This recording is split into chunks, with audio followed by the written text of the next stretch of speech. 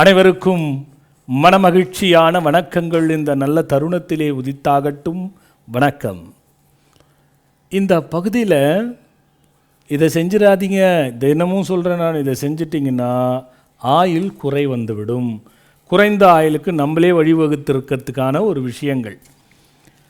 இது நிறைய விஷயங்களில் சொல்லப்பட்டதில் இது ஒரு விஷயம் இருக்குது. நம்மையும் தெரியாத செய்கின்ற சில விஷயங்களில் நம் ஆயுளை நாமே குறைத்து கொண்டிருக்கிறோம் என்பதற்கு பல இருக்குங்க, ரொம்ப இருக்குது. அது நான் கொடுத்துக்கிட்டு தான் இருக்க போகிறேன், வர நம்ம பகுதியில் கொடுத்துக்கிட்டு இருக்கேன். முதல்ல நான் கண்டறிந்ததை உங்களுக்கு சொல்லுகின்றேன். அனுபவ ரீதியாகவும் சரி, மற்ற ரீதியாகவும் சரி, அதை சித்தாந்தத்தில் இருக்கக்கூடிய ரகசியங்களில் ஒன்று தான். இதை செஞ்சிங்கன்னா ஆயுள் குறைபாடு வரவே வராது. என்ன தெரியுமா? காலையில் வெயிலில் பிராணாயாமம் பண்ணுறது, ரெண்டாவது பார்த்திங்கன்னா அந்த சூரிய நமஸ்காரம் பண்ணுறது அப்படின்னு இருக்கும். இதெல்லாம் செய்யுங்க, ஆனால் காயக்கூடாது. ரொம்ப நேரம் நம்ம உடல் காலை வெயிலிலே காய்வது தவறு. பிராணாயாமம் என்பது கொஞ்சம் நேரம் செய்ய போகிறீங்க, ஒரு 10 நிமிஷமோ 20 நிமிஷமோ செய்ய போகிறீங்க. சூரிய நமஸ்காரமும் அது மாதிரி தான். அதற்கென்ற ஒரு அளவுகள் இருக்கிறது.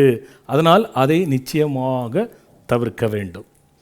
இரண்டாவதாக, இது நிறைய பேருக்கு நடக்க போகிறதில்ல, ஆனால் உங்களுக்கெல்லாம் தெரியாதுல, ஒரு சிலருக்கு நடக்கும். அது தெரிஞ்சுக்கிறதுக்காக சொல்கிறேன். இனி வரும் சந்ததி கூட நம்ம தெரிஞ்சுக்கிறதுக்கு ஒரு நல்ல விஷயமா இருக்கும். ஏன்னா எல்லாமே சகஜ நிலைக்கு தள்ளப்பட்டு போயிடுச்சு இப்போல்லாம். அதனால் அது தெரியாமல் போயிடக்கூடாதுங்கிறதுக்காக தான் இந்த விஷயம். பிணத்தினுடைய புகை நம் மீது படக்கூடாது. அப்படி பட்டாலும் அது ஆயுள் குறைவை தந்துவிடும் என்பதற்கு ஒரு காரணத்தை சொல்லப்பட்டிருக்கிறது. ஏன்னா பிணத்தினுடைய புகைப்பட்டால் அதுக்குள்ளே அது இவ்வளோ இருக்குதானா, அது ரொம்ப பெரிய விஷயம். அது ஒரு பகுதியில் தனியாகவே சொல்கிறேன் உங்களுக்கு. இந்த பிண சாங்கியம் என்பதே ஒன்று இருக்கிறது. அதுக்கான ரகசியங்கள் நிறைய இருக்குது. அது வருங்காலத்தில் நான் சொல்கிறேன். அதனால் பிணத்தினுடைய புகை படும்படி நாம் இருக்கக்கூடாது. ஆண்களோ பெண்களோ இப்போவும் சரி, இனிவரும் சந்ததியரும் சரி, தன்னை விட பல வயது அதிகமான ஆணிடத்திலோ பெண்ணிடத்திலோ தகாத உறவுகள் வைப்பது மிகப்பெரிய ஆயுள் குறைவை கொடுத்துவிடும். ஏன்னா இன்றைக்கி இயல்பாக சமுதாயத்தில் நடக்கக்கூடிய பிரச்சனைகளில் இதுவும் ஒன்று. அதுக்காக தான் அதை நான் சொன்னேன். நான்காவதாக ஒரு முக்கியமான விஷயம் என்னன்னா, கலங்கிய நீர் குடிக்க வேண்டிய சூழ்நிலையில் இன்று பல ஊர்களில் இருக்கிறார்கள். இதை நினைக்கும் போது ஒரு மன சங்கடம்தான். இந்த கலங்கிய நீரை சாப்பிட வேண்டும் என்ற நிர்பந்தம் நமக்கும் சில நேரத்தில் ஏற்படலாம் இல்லையா?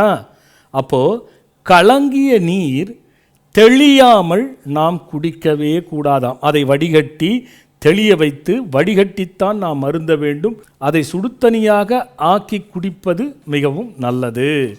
ஏன் சொல்கிறேன் இதை அப்படின்னா, இந்த கலங்கிய நீரை நாம் சாப்பிடும் பொழுது வெறும் பூச்சியிலிருந்து, பறவையிலிருந்து, விலங்குகளிலிருந்து, காற்றிலிருந்து வைரஸ் வருதுன்னும் பொழுது இந்த தண்ணியிலையும் இப்படி வர்றதுக்கான வாய்ப்புகள் அதிகமாக இருப்பதினால் கலங்கிய நீர் இருந்தால் அதை தெளிய வைத்து வடிகட்டி சூடு செய்து சாப்பிடுவது நல்லது.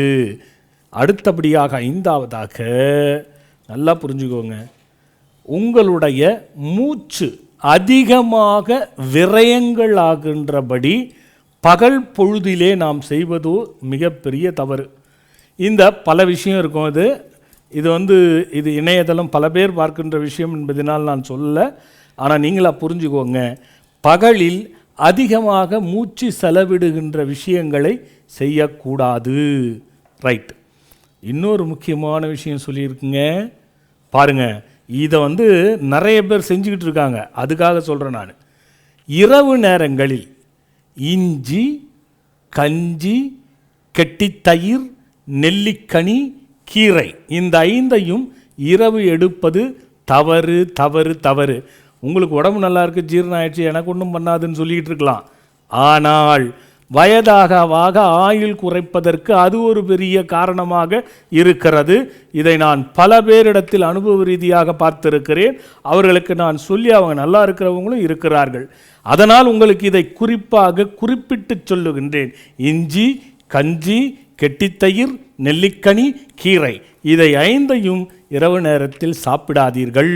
இது நம் ஆயுளை குறைத்துவிடும் என்பதை தெரிஞ்சு கொண்டு இந்த ஆயுள் பலம் எல்லாருக்கும் இருக்கட்டும். விதி முடிந்ததும் செல்லும், விதி முன் சாகாமல் இருக்கவும், ஆயுள் குறைபாடு இல்லாமல் இருப்பதற்கும், நீண்ட ஆயுளும் நெடுசெல்வமும் கிடைப்பதற்கு நாம் இருக்க வேண்டும் என்ற நோக்கத்தோடு நிறைநாள் இருந்து நன்றாக இருக்க, நீண்டதொரு ஆயுள் கிடைக்க இதனை பின்பற்றி பயன்படுத்துங்கள். வளமாக வாழுங்கள். அடுத்த பகுதியோடு பார்க்குறேன். வணக்கம்.